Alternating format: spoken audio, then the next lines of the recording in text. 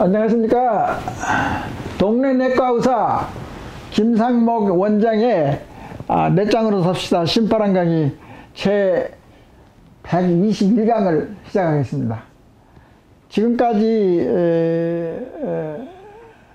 불교 심리학에 대해서 벌써 10강의 이상을 했는데 앞으로도 5강의 내지 7강의를 불교 심리학에서 더 공부를 해야 될 것 같습니다. 더 강의를 해야 되고. 그런데 솔직히 지난 강의에서도 이야기했지만 내가 불공을 드리는 스님의 경험도 그렇게 없고, 그런다고 해서 내가 승가대학이랄지 불교대학이랄지 대학 심리학 그리고 특히 동양 종교에 기반을 둔 그런 새로운 학문, 그 중에 하나가 이제 불교 심리학인데, 그거에 대해서 이제 강의를 하는 교수님도 그렇게 많지 않은 것 같아요. 그러니까 이 분야가 상당히 새로운 분야라고도 생각할 수 있어요. 그래서 이게 내가 몸소 공부를 하면서 내가 강의하는 주제가 내장으로 삽시다. 간단히 말해서 초기부터서 우리나라가 이렇잖아요. 핍박을 많이 받고 어려운 역사의식에 의해서 이게 부정적인 자아자부심, 부정적인 국민성을 쭉 길러왔어요. 그러잖아요. 우리 역사가 상당히 굴곡이 심한 그런 역사가 있잖아요.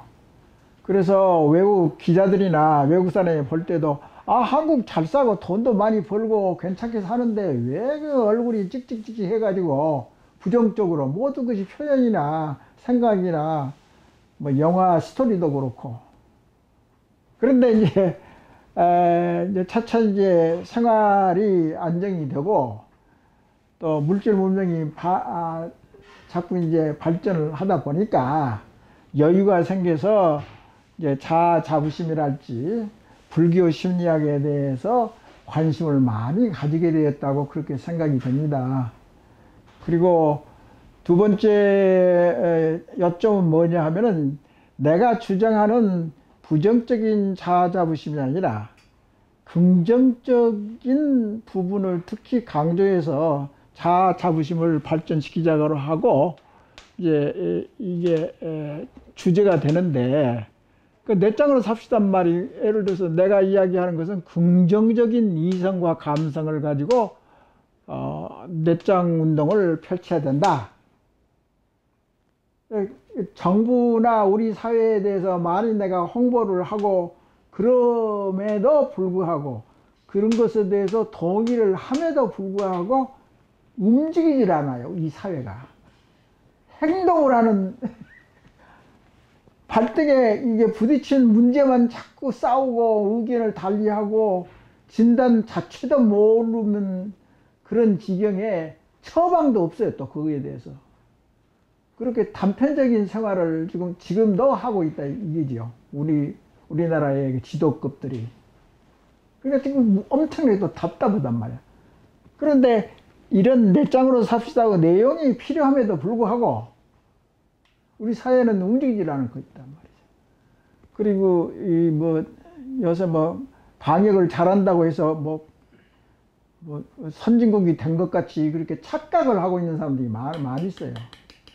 근데 그런 국민성에 대해서, 선진의식 구조에 대해서 상당히 공부를 많이 하고 경험을 쌓은 나로서는 그 말도 아니라고. 그거 방역이 끝나고 나면은 냄비 현상으로 완전히 우리나라는 이제 부정적인 사고방식만 또 남아가지고 자꾸 또 싸우고 북과 남과 붙어서 싸우고 이념으로 싸우고 안정되지 못하고 실업도 해결 못하고 하면 또 구렁텅이에 떨어진다고.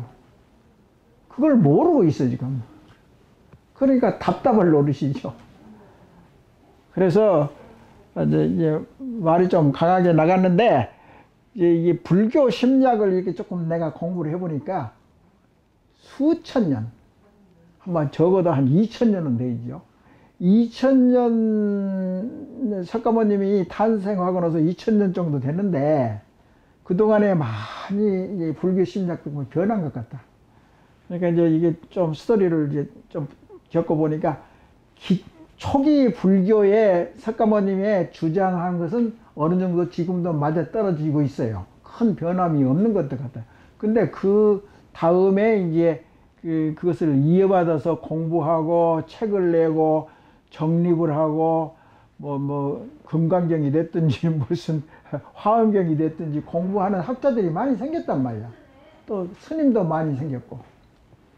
그래서 많이 발전을 하고 있어요. 그런데 아직도 제 생각에는 우리 현대 사회에서 이 불교 심리학에 대해서 그러니까 30년 전만 해도 불교 심리학이라는 말 자체가 없었습니다.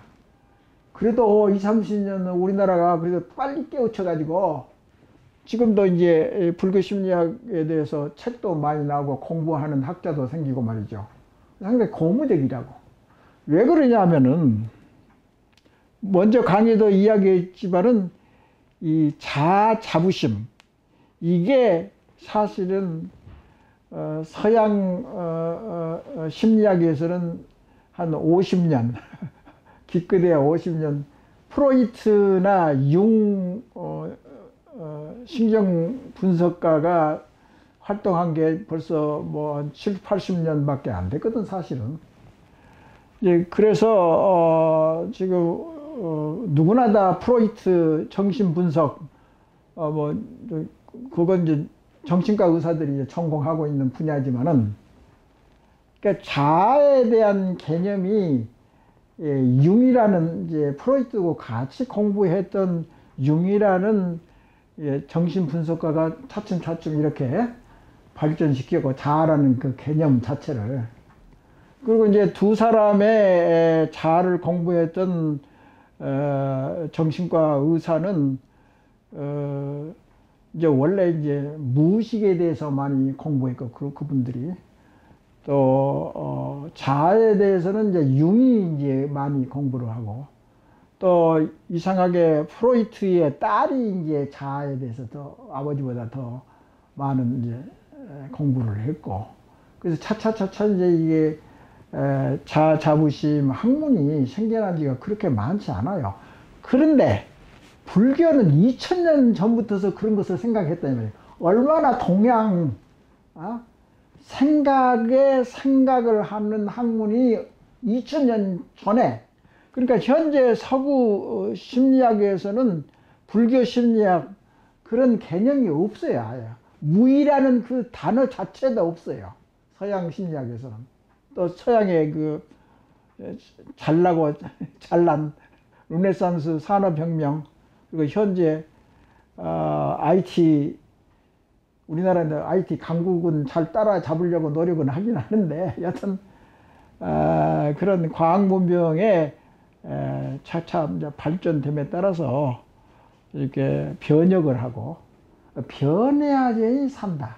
개인이나 국가나 변해야지 그 다음에 새로운 차원의 그 부산물, 산물, 결과 그것을 얻을 수 있지 않습니까? 항상 이제 자부심으로 뇌 속의 변화 그 자체도 어떤 조그마한 계기나 무슨 모멘텀 있어야지 그것을 끈앞으로 하고 연결을 해서 이제 발전한단 말이죠. 그런 뇌의 속성이 있어요. 그러니까 예를 들어서 우리 불교 심리학에서도 영기란 말을 저번에 이제 강의할 때 여기에서 불교 심리학에서는 영기라는 그 개념이 굉장히 중요해요. 그리고 부처님 자체도 영기라는 컨셉트, 개념이나 생각을 연결시켜서 초기 불교를 정립한 사람이 석가모니라고. 제 생각에는 석가모님이 굉장히 머리가 좋은 것 같습니다. 그런 이제 생각, 뇌 속에 있는 신경 회로를 어떻게 하면 발전시키고 뭐 다 아시다시피 인생은 고행의 길이다. 고행을 해결하기 위해서 해탈을 이제 목표로 수행을 했잖아요. 부처님께서. 그러니까 위대한 분이죠. 그리고 특출하고 새로운 장르나 새로운 생각을 만들어낸 사람이 석가모니니까 얼마나 대단한 창조력이 있는 분이 아니다고 할 수 없는 거죠. 부처님께서. 그래서 말이 상당히 길어졌는데, 그래서 이제 먼저도 이 강의에서 나왔지만은 이 불교의 무아 사상이라는 것은 자아가 완전히 끊어지는 상태가 아니고 하나의 발전된 상태, 이어져가는 찰나적으로 불연속 끊어지기는 하지만은 인생이라는 것은 되게 유식하게 이야기하면 찰나의 연속이란 말을 하잖아요. 찰나라는 것은 이제 우리가 활동사진, 영화를 보면은 그 필름이 이렇게 돌아가서 찍으니까 이제 그걸 영상기를 돌리니까 이제 영화가 나오는 것과 마찬가지로 이게 그 필름이 1초에 16번 이상이 돌아가야지 끊기지 않고 계속되는 영화로 보이는 거죠. 눈을 속이는 거야. 그러니까 예를 들어서 그 필름이 예를 들어서 1초에 10번이 돌아간다. 그러면 끊겨져 가지고 이 끊기는 것을 느낀다고, 우리 몸에 이제 시각이. 그러면 이제 그 영화가 아니죠. 그건 연속적인 행동으로 나타나지 않기 때문에. 그러지만은 그 영상기를 돌릴 때 그 한 필름, 그 사진 찍은 그 한 필름이 예를 들어서 16개가 아니라 20개, 30개 그렇게 되면은 쭈르르 하니까 이제 눈을 캐치를 못한, 그걸 눈 시각 신경이 그것을 알아차리지를 못하고 넘어가니까 영화로 이제 연속적으로 영상이 나타나는 거죠. 그걸 생각해 보면 우리의 존재, 인식론은 뭐냐면은 찰나적이란 말이 맞아요. 그게 얼마나 유식한 말이야. 그러니까 2000전에 석가모님께서 예를 들어서 깨달을 때 머릿속에서 어떻게 생각을 하고 어떤 방향으로 탐구를 하고 생각을 깊이 하고 넓게 하고, 그렇게 머리가 좋아서 나는 굉장히 좋다고 생각해요. 그 시대에 그렇게 생각에 대해서 깊이 들어간 분이 있다는 것 자체가 굉장히 경이로운 사건이잖아요. 그래서 거기에 따르는 사람들이 많기 때문에 수없이 많은 스님들이나 거기를 동조하는 학자들이 많고 믿는 사람도 많고, 그렇게 해서 이제 세계 3대 종교 중에 하나가 됐는데, 그분은 뭐 신이 아니잖아요. 석가모니는 신이 아니에요. 그러지만은 이제 개신교에서는 신이 예수님이고 하느님이시니까 그걸 믿는 거죠. 그러니까 내세를 믿는단 말이야. 근데 종교가 아니라고 하면은 극락 같은 것은 필요 없고, 저기 불교는 삶의 철학일 수도 있고 또는 심리학일 수도 있고, 종교가 원래 종교로 생각하고 석가모니가 이것을 만들어낸 건 아닌 것 같아요. 근데 믿는 것, 그것은 바로 믿는 것이 바로 종교거든. 그런 의미에서는 불교 신자들은 석가모니를 종교로 믿는 사람은 이제 종교라고, 이제 그 불교가. 그렇지 않다고 생각하는 사람은 저기 불교를 종교로 생각하지 않고 하나의 인생을 살아가고 생각하는 그런 것을 교양 과목 정도, 인생을 고난스럽고 번뇌가 많고 이게 허망스럽고 인생이 그렇게 해서 이제 낙오된 사람들은 굉장히 도움을 많이 받고 있어요. 지금도 받고 있고 현재도 받고 있고. 미국도 마찬가지예요. 예를 들어 미국에서 마약을 한다든가 얼마나 낙오자가 많겠습니까? 구라파나 미국이나 마찬가지예요. 그렇게 경쟁사회에서 경쟁에 낙오된 사람이 엄청 많잖아요. 그런 사람들은 어떻게 자기 생활을 영위해요? 그리고 이제 그런 사람들은 이제 국가에서 이제 공짜로 이제 예를 들어서 의료 혜택도 해주고 주택도 문제도 좀 봐주고 그렇게 잘 사는 사람들이 자선 활동도 하고 그렇게 사회가 같이 가는 거죠. 그래서 책을 불교 심리학에 대해서 강의를 할 때 이것을 내가 소개를 했을 거예요. 여기 윤희조 교수가 발간한 불교 심리학 연구. 이거 얼마 안 됐습니다. 그러니까 우리나라에서도 이분 같은 분이 이제 계속해서 공부를 해서 책을 내는데 이것을 참고해서 강의를 지금 하고 있는 겁니다. 그래서 윤희조 교수가 많이 공부를 하셔가지고 책을 이제 불교심리학 연구라는 책을 해서 소개를 한 바 있는데 오늘 강의는 다른 책을 또 한 권 소개할까 해요. 이분은 이분하고 조금 관계가 있고 아는 사람 같아요. 근데 이게 불교 심리학에서는 이분이 좀 선배고 이분은 그 이제 후배 정도 되고, 근데 이분은 이제 대학 교수나 스님이 아니에요. 이 저자는. 저자 이름이 이제 여기서는 최명이라는 분인데 승려도 아니고 불교대학이나 승가대학 교수도 아니고 심리학 교수도 아닌데 자기가 좋아서 이것을 쭉 공부를 해가지고 책을 낸 것 같아요. 그러니까 나와 같은 레벨의 사람인 것 같아요. 그러니까 이분도 아주 잘 아는 건 모자라죠. 승려된, 예를 들어서 이런 거 있어요. 이거 유튜브를 보니까 내가 기억하기에는 한 20년, 30년, 40년 전에 아마 한국의 젊은이들이 이제 박사급 젊은 엔지니어, 공대 교수급 그런 이제 젊은 엔지니어들이 출가를 했어요, 그때. 그게 그러니까 20대 초반이죠. 그러다 박사학위도 받고 그렇게 왕성하게 한 사람이 지금 현재 그 유튜브에 그 강의에 나오더라고, 그 사람이. 근데 얼굴은 확실히 이제 구별을 못해. 그 사람이 그 사람이었을 거예요, 아마.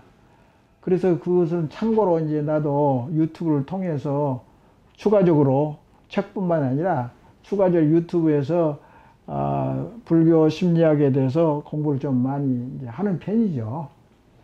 그래서 이제 이 강의의 내용에 보탬이 되고 그런 건데, 이분도 거의 비슷하기는 하는데 내가 강조하는 것은 이러한 불교 심리학이 일반 사람도 공부를 하면 된다. 이제 그것을 이제 특히 강조하고 싶습니다. 나도 마찬가지예요. 내가 스님도 아니고 승가대학교 교수도 아니고, 근데 단 이제 우리 의식 구조를 개혁하고 의식을 선진 의식 구조로 만들기 위한 이제 커다란 이제 타이틀이 뭐냐면 내장으로 삽시다, 이 말이야.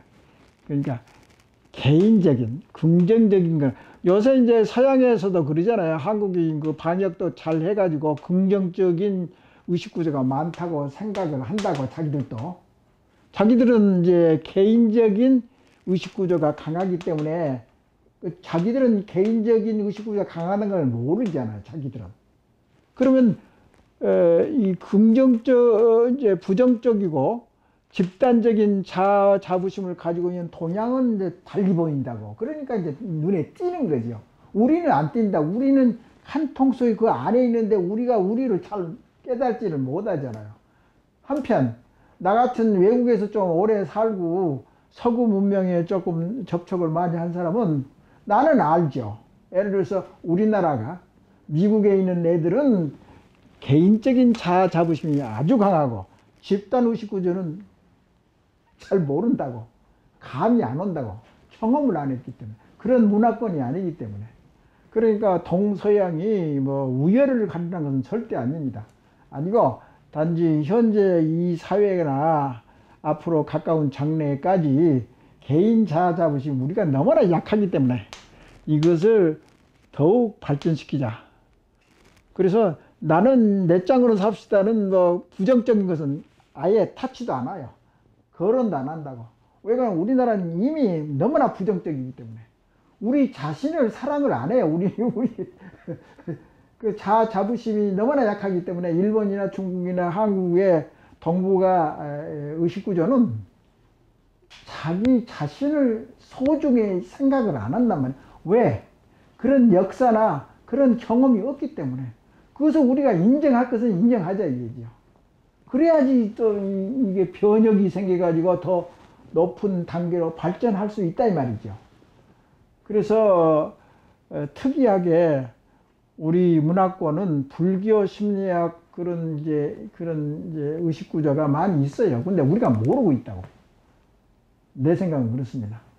그래서 우리가 가지고 있는 것이 뭔지 손에 잡히지도 안 하고 눈에 보이지 않는 우리 좋은 의식 구조가 있는데 그걸 살리자 이게지요. 근데 눈에 안 보이는데 어떻게 살리냐 이게지요. 그런 맹점이 있기 때문에 자꾸 침을 흘려가면서 자꾸 강조하는 게 그런 이제 강의가 이제 그렇게 되는 건데, 여튼 이분은 그냥 보통 나 같은 실력의 자아 자부심을 가지고 있는 분이 일반 사람인 것 같아요. 그런데 책을 낸다는 것은 자기가 공부를 많이 하지 않으면 나올 수가 없는 거예요. 그 내용이 뭐가 됐든지 간에.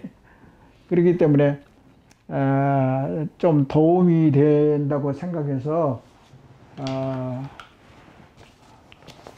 다시 불교 심리학에 대해서 다시 자아 깨달음, 자아랄지 이런 것은 깨달음이라는 것이 지금 뭐야 무아로 가는 이제 심리학이잖아요. 이제 타이틀이 좀 단어가 좀 다르다 뿐이지 결국은 서구의 자아의식하고 동양의 깨달음, 불교 심리학의 깨달음, 무아 심리학 거기하고 대별해서 이렇게 책을 낸 거예요. 그래서 거기서 뭐 지금까지 자아 자부심에 또는 불교 심리학에서 이야기했던 거가 비슷해요. 내용이.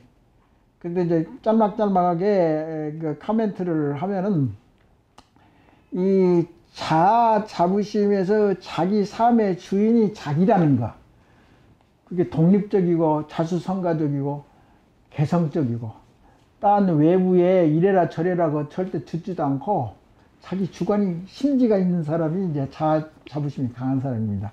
그러니까 자기 삶을 꾸려나가는 주인이 되는 자기, 그런 사람이 자기한테서 나약한 자기를 만들면은 일반 대중하고 똑같고 깨어난 사람이 아니고 발전의 여지가 없다고 이 책에 나와 있어요. 그건 똑같은 생각입니다.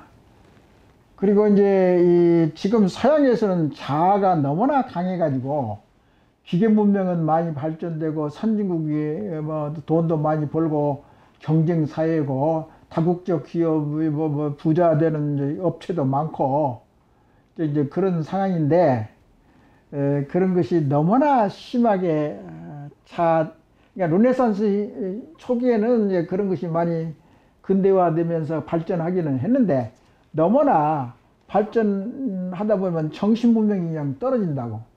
그래서 그런 것에 대한 부작용이 많이 생긴 거, 부자는 너무나 부자가 되고 빈부 격차가 심해지고 또 환경에 대한 그런 인식이 그렇게 발전하지 못하고, 그래서 이제 그런 것이 이제 결정으로 부각이 되고는 자아가 너무나 강한 것도 문제지만 자아가 강할 때는 강하면 좋죠.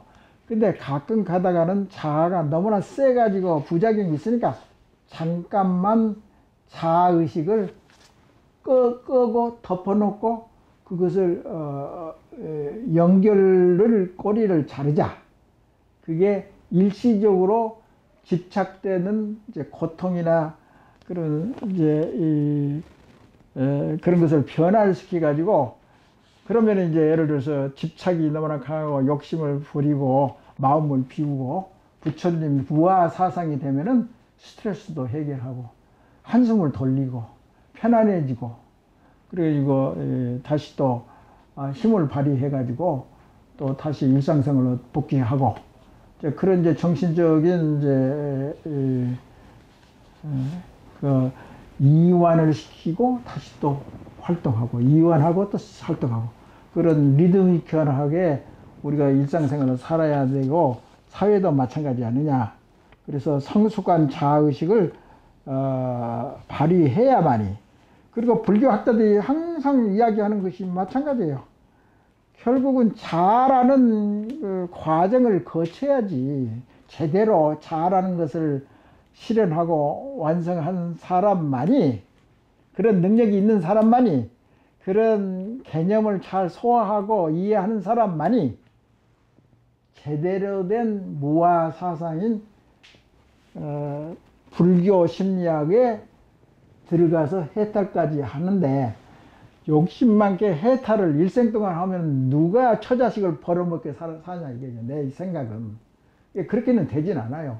일시적이나 찰나적인 것만 해서도 잠깐이라도 그렇게 함으로써 좀 우리가 좀 이완을 하고 너무나 긴장되고 욕심 많게 집착하고 고행을 고통스럽다고 인생이 그걸 좀 접고 순간만이라도 그것에 이제 생활의 지혜를 얻기 위해서는 이 자아 자부심을 완전히 이게 끊고 할 필요가 없이 보통 일상생활을 하면서도 잠깐씩 불교 사상을 우리가 이용을 해가지고 인생이 더 윤택되게 그렇게 할 수 있지 않느냐.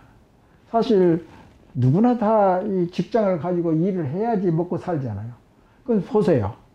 그러면 우린 대한민국의 인구 100%가 전부 다 철관에 가서 불교만 하고 공만 들이면 누가 벌어먹고 살고 사회가 움직이지 않잖아요.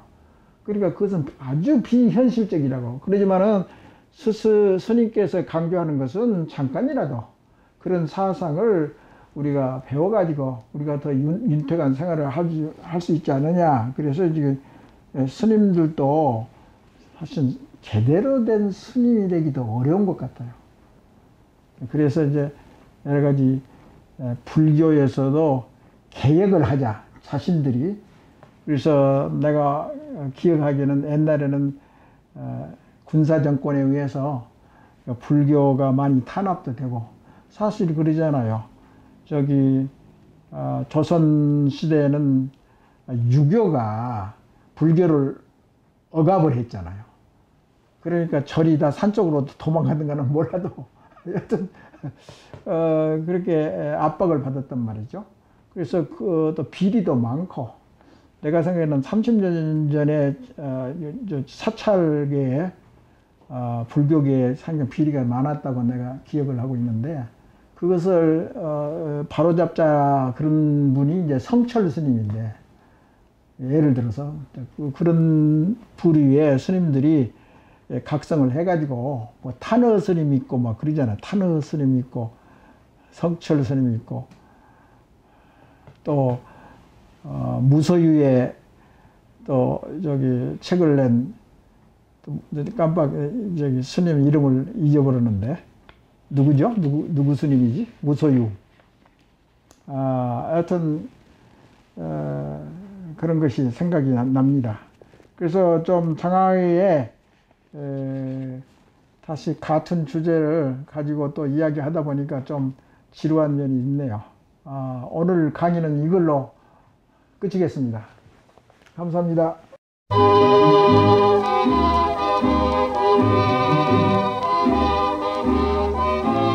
네, 안녕하십니까. 동네내과 김상목 원장의 저서 내 짱으로 삽시다 신바람 강의 제 53강을 시작하겠습니다. 53강은 이제 본론 중에 본론, 제일 핵심적인 자아 자부심의 내용을 또 어떻게 추구를 하는 방법 같은 거, 단계가 어떻게 되는지 실질적으로 강의를 하겠고요.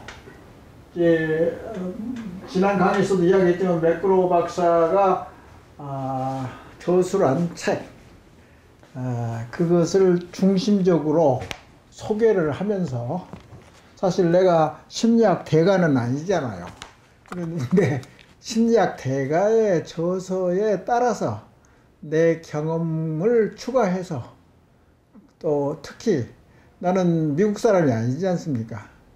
동양, 동북아, 특히 대한민국의 국민성과 자부심의 정도를 다른 사람이랑 똑같이 그렇게 같은 상황에 있기 때문에 우리가 더 마음에 와닿는, 우리의 심성에 더 알맞은 강의가 되지 않을까 시도를 한번 해보겠습니다. 이 책에, 매크로 박사의 책에 제일 첫 장이 뭐라고 나와 있냐면은, 지금 나는 원하는 삶을 살고 있느냐.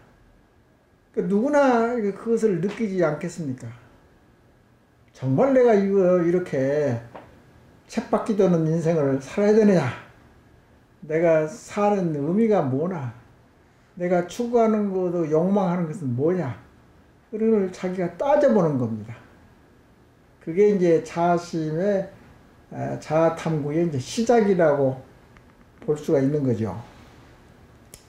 그래서 이제 자아에는 이제 제일 중심이 되는 것이 참된 자아, 그리고 그 반대되는 말은 반자 또는 왜곡된 자, 또는 이제 허구적인 자. 허구라는 것은 이제 진짜가 아니라고, 가짜라, 이제 그 말씀인데요. 그리고 이제 그런 표현들이 자 종류가 많은 것을 먼저도 소개했지만은, 이제 그 위장된 자, 실질은 그렇지 않은데 변명하고 자기 그대로 이야기하면 창피스럽고 자신이 없고 자기가 약하던 것을 보여주지 않기 위해서 그 반대적으로 나는 배고프지만 나는 배고프지 않다고 밖으로 표현하고, 실제는 내부적으로는 배가 고픈 겁니다, 지금. 그런데 이제 예를 들어서 밖으로는 나 배가 부르다. 그게 저 유명한 예가 되는 이제 중국 사람들의, 우리도 마찬가지지만은 중국 사람의 체면의식이란 말이에요. 그러니까 자기는 가난하고 못 살고, 예를 들어서 모든 것이 부족하고, 그런데 그렇게 이제 실질적으로 그대로 이야기를 하면 얼마나 창피하고 스타일을 구기겠습니까? 그래서 배고파도 그 밥을 먹은 것 같이 이쑤시개를 이렇게 꽂으면서 이제 트림을 하고 말이죠. 잘 먹었다는 그런 식으로 그렇게 감춰서 이게 표현하거든요. 그게 위장된 허구적인 자아입니다. 그런 것을 잘 구별을 해야죠. 그 종류가 이제 수없이 많겠지만, 일상생활의 모든 이제 생각의 패턴이랄지 의식구조의 흐름이라는 것이 그렇게 유동적이고 사람마다 다 다르다, 그런 것을 이야기하고, 거기에서 이제 말씀하는 게 그 중요한 그 재밌게 이야기를 해보면은, 과거에 어떤 좋았던 시절을 생각하는 유일한 이유는, 과거에 좋았던 시절을 자꾸 생각하는 사람은 지금 좋았던 것, 더 좋은 것을 추구하는 사람은 그런 것을 생각을 하지 않아요. 그런데 과거에 좋았던 황금 시절, 좋았던 때를 회상하면서 유일한 회상하는 유일한 이유는 현재의 모습이 마음에 들지 않기 때문이라, 그런 표현을 썼습니다. 그게 이제 자아자부심에 관련된 이야기를 제대로 이야기하는 대목입니다. 그러니까 다시 한번 이야기하면, 과거에 어떤 좋았던 시절만을 생각하는 유일한 이유는 현재의 모습이 마음에 불만이 있고 마음에 들지 않기 때문이다. 그걸 이제 좀 이해를 하실 겁니다. 그러니까 내가 진짜 만족하고 좋은 것을 추구하는 사람은 사실 이런 것도 없잖아요. 근데 이런 것이 불만족스러운, 역시 이제 좋은 것을 생각하지만 또 인간이라는 것은 또 나쁘게 생각하는 사람, 부정적으로 생각하는 사람, 나는 참 못난 사람이다. 뭐 그런달지. 그런 이제 이런 일들이 많이 생기지 않겠습니까? 그때마다 자기가 자아 성찰을 하고 반성을 하고 그래서 차차차차 더 발전된 모습을 보일 수 있다. 그리고 이제 당신에게 꼭 필요한 사람은 오직 당신뿐이다. 너무나 당연한 소리지만은 아무도 자기보다는 더 자기를 위해 준 사람이 없을 수 있잖아요. 근데 이제 우리 어머님들은 옛날에 자식들을 사랑했기 때문에 또는 하나님이 사랑했기 때문에 이제 뭐 이게 믿음이랄지 모성에 의해서 달리 이제 생각할 수도 있지만 당신에게 꼭 필요한 사람은 오직 당신 자신뿐이다. 지금의 나라는 것을 인지를 하기 위해서는 내가 누구냐? 내가 어떤 사람이야? 근데 이제 여러 가지 이제 장래의 희망이 있다든가 자신과 자신의 일을 사랑했느냐 안 했느냐 그런 것을 말이 이제 이야기될 수 있고요. 그 다음에 자신보다 더 잘하는 사람은 없다. 어느 면에서는 그것이 틀릴 수도 있고 옳을 수도 있습니다. 그런데 그 디테일한 그 세세한 면에 대해서는 자기가 제일 많이 알죠. 왜 그러냐면 부끄러운 것은 이 잘못된 것은 자기만 숨기고 있지 외부로 발설을 하지 않기 때문에 외부 사람들은 참 좋은 부부가 이제 있다고 아무 문제도 없다고 그러지만 실제는 부부간의 싸움질도 많이 하잖아요. 모른다고 그게. 진짜 자기들의 마음 그것하고 외부에서 보여지는 것하고는 굉장히 다릅니다.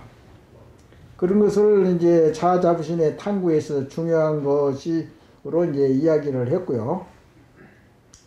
그런데 이제 그런 그 와중에도 주변에 어리석은 사람들이 이제 자기가 제일 이제 소중한 사람이라고 생각한다고 하면은 그러니까 자부심이란 이제 자존감은 자기가 사랑하라는 말을 많이 써요. 그건 맞아요. 자기가 자기를 모자란 것은 메꿔주고 살펴주고 보살펴주고 다스리고 응얼해주고 이제 이렇게 보호를 해주고 그럼 자기 자신이 그렇게 해야 되거든. 그런데 우리가 이제 주변에 어리석은 사람들이 잘못 생각해가지고 근거 없는 비난을 많이 한다 이거죠. 그러면 이제 자부심이 약한 사람은 거기에 조금 말려 들어가지고 더 자기 비하를 하고 비교를 하면은 항상 근데 비교하는 것이 항상 그렇잖아요. 자기보다 못한 사람을 비교를 잘 않거든요. 자기보다 더 잘한 사람을 비교를 해가지고 자기를 비하하고 자기를 과소평가하는 그런 것이 아주 비일비재거든. 그러면 마음이 편치 않잖아요. 그런데 자부심을 강하게 단련시키면 그런 것은 아무 문제가 되지 않게 인생을 스트레스 없이 자기 자존심이 높다 낮다 그런 거 신경 안 쓰고 자기 일상생활에 매진하고 좋은 사회에 좋은 일을 얼마든지 연마할 수 있는 좋은 사람이 좋은 방향으로 갈 수 있는 거죠. 그래서 지금 참된 자아와 왜곡된 자아, 허구적인 자아를 잘 구별해야 된다. 그리고 우리가 되고자 했던 것, 과거에 또는 우리가 원하고 필요한 것이 무엇인가?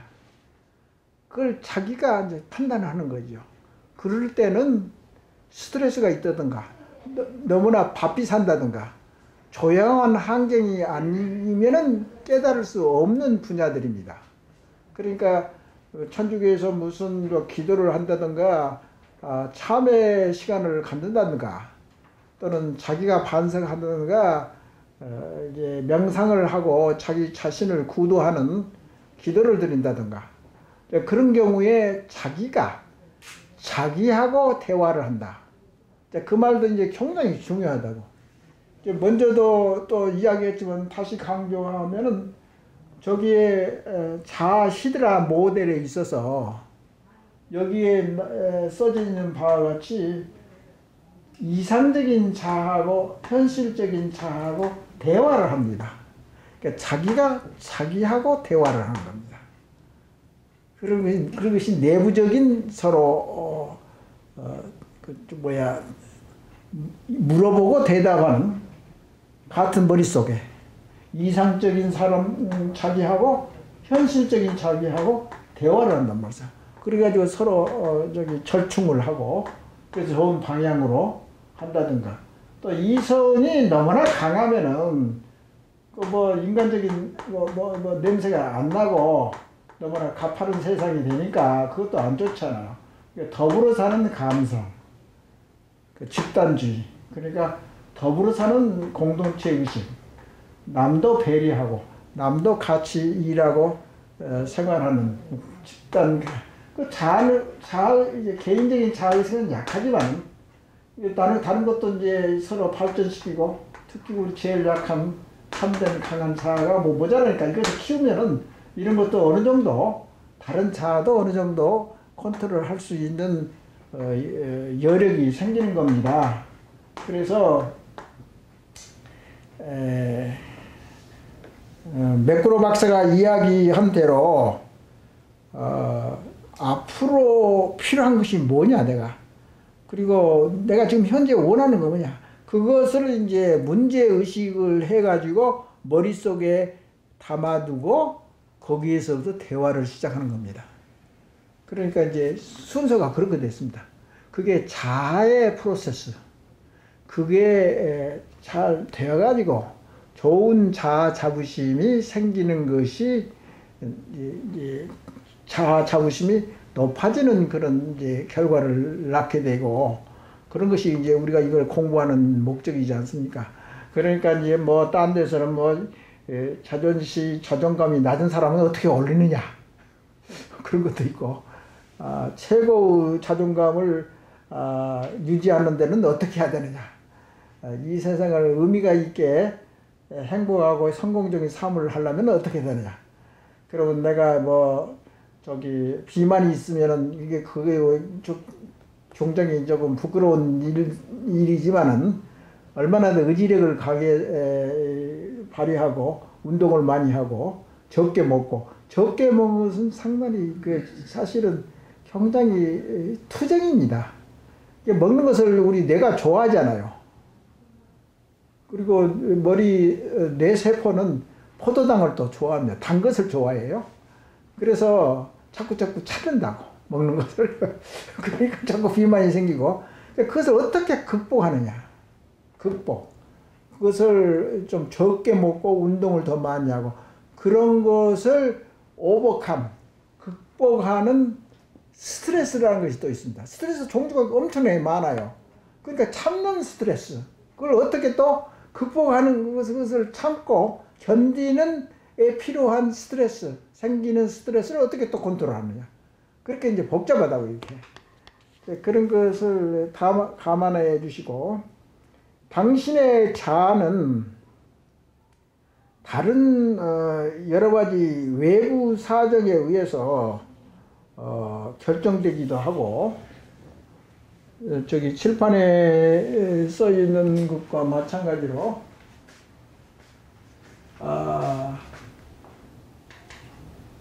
외적인 요인이 있습니다.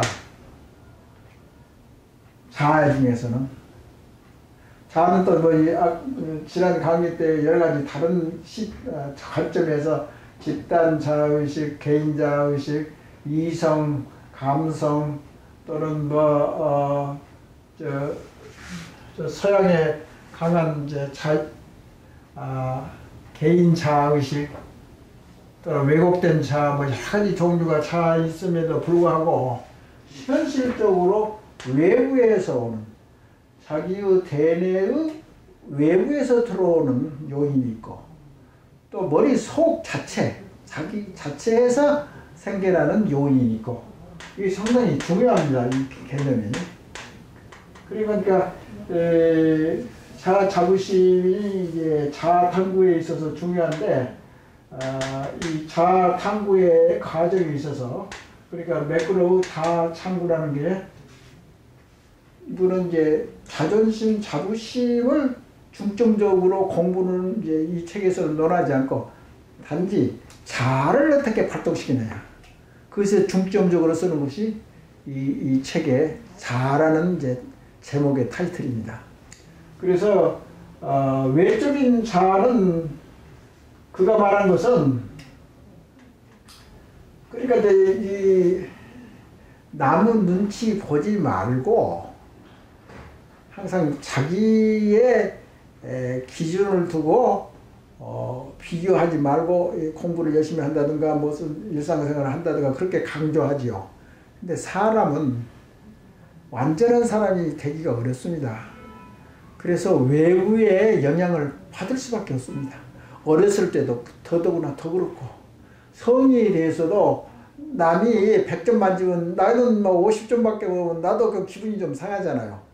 성인에서도 그렇다고. 그것을 자꾸 이제 머리에 저장함으로써 나중에는 내가 쓸모없는 인간, 능력이 없는 사람으로 판정이 날 수도 있지만 여하튼 내부적인 요인에 의한 탐구와 구도, 이제 불교에서는 이제 구도란 말을 쓰잖아요. 도를 찾는 거죠. 탐구라는 거죠.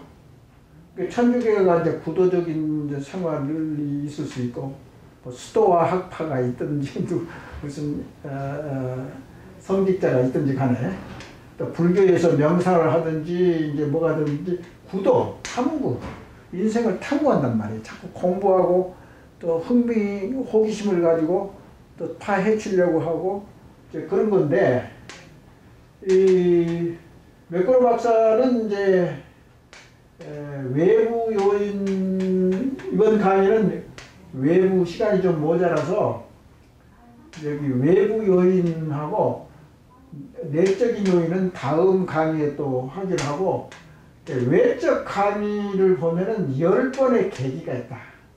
사고가 났다. 이혼을 했다. 사랑하는 사람이 사망을 했다. 전쟁이 났다. 가족 중에 누가 죽었다. 또는 여러 가지 그 사건들 또는 계기가 있단 말이에요. 그 계기에 의해서 이제 변화를 할 수가 있단 말이야. 자기가 고쳐서 생각을 한단 말이죠. 이런 생활이 쭉 이렇게 변하지 않고 이렇게 가다가 이런 계기가 있단 말이에요. 교통사고를 엄청나게 살았다든가, 비만 환자가 뭐 심장병이 걸렸다든가, 당뇨가 걸렸다든가, 예를 들어서. 그런 여러 가지 계기가 있단 말이에요. 사고가 생긴단 말이에요.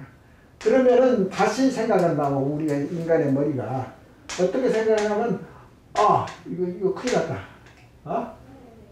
이런 외부에서 오는 요인들을 감지한 결과에 이제 변화를 초래한다고. 이런 생활을 하면 안 되겠다. 이게 이제 마누라 그렇게 중요한지는 내가 몰랐다든가. 예를 들어서 무슨 깨달음이 있게 됩니다. 자기가 이제 상황이 바꿔주니까 결국 느끼는 거예요. 터득을 하는 거예요. 느끼면서 이게 내가 마누라한테 너무 잘못했다. 그러니까 그런 변화를 초래하게 됩니다. 이게 단계입니다. 이제 계기를 10번의 계기가 인생에 있다고 한다면은 7번의 중요한 선택이 있단 말이에요. 무슨 비즈니스를 하든지 뭐 결혼을 하든지 선택. 내가 이 사람하고 이런 방향으로 뭘 한다든가 선택을 하잖아요. 그러니까 자아 자부에서 제일 중요한 것은 뭐냐면 자기가 자유롭게 자의적으로 딴 사람의 영향을 받을 수도 있고 안 받을 수도 있고 결국은 결정권자는 선택한 사람이 결정을 했잖아요. 그럼 거기에 대한 성공이나 실패하는 것은 결국 그 사람이 100% 책임을 지는 거야. 책임의식이라는 걸 자꾸 내가 이야기를 한 건데 그렇게 이렇게 공평을 해야 된다고.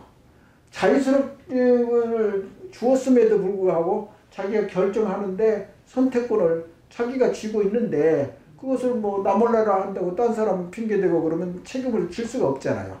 그러니까 여기에 이제 이런 자부심의 핵심적인 가치를 창출할 수 있는 힘이 생기는 겁니다.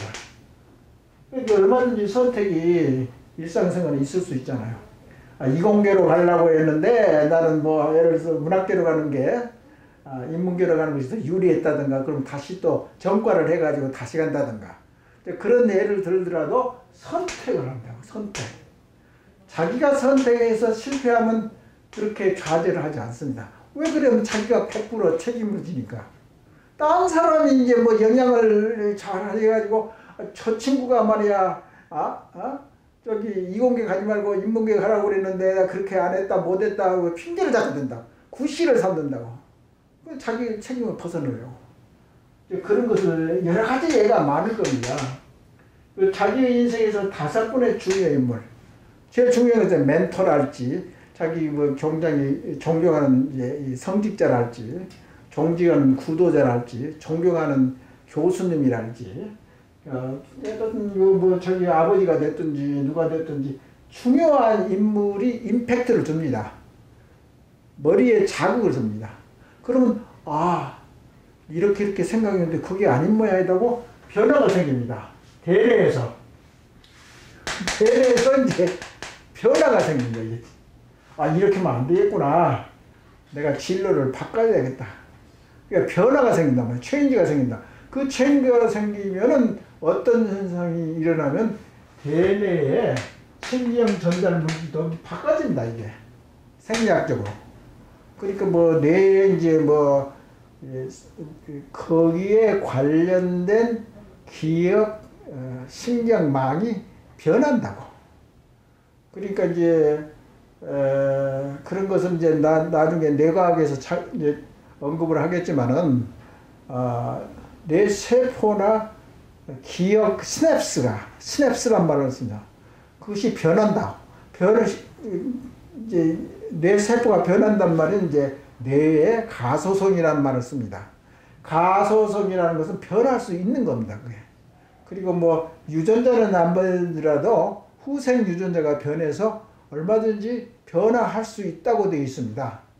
그러니까 내가 한번 이제 고정관념이 있으면 변하지 않는다 그랬는데 어렵죠. 그렇지만 변화가 생길 수가 있는 것이 어떤 계기나 큰 사고가 있었답니다. 선택을 자기가 했답니다. 그럼 중요한 인물의 영향을 많이 받아서 자기가 생각을 달리 함으로써 이제 깨달게 되고 깨달으면은 이제 결국은 그것을 리셋팅이 됩니다. 내 그 회로가. 그러면 거기에 이제 관련돼서 많이 발전되기 때문에 뭐 자아 성장이 되고 자아도 바꿔질 수가 있으니까 또 발전이 되고 높은 수준의 정신 문화 의식 수준을 높여주는 거고 또 스스로 할 수 있는 거고 밖에서 아무리 뭐 해라 어쩌라 해서 잘 듣지를 않습니다. 애들도 그렇고 성인들도 누가 해라 하면 더 오히려 더 반대 방향으로 갈 수도 있단 말이야. 그러니까 자기가 깨달고 변화시켜서 동기부여를 하면은 좋은 방향으로 간다. 공부도 자기 스스로 하고 동기부여를 자기 스스로 하는 거고.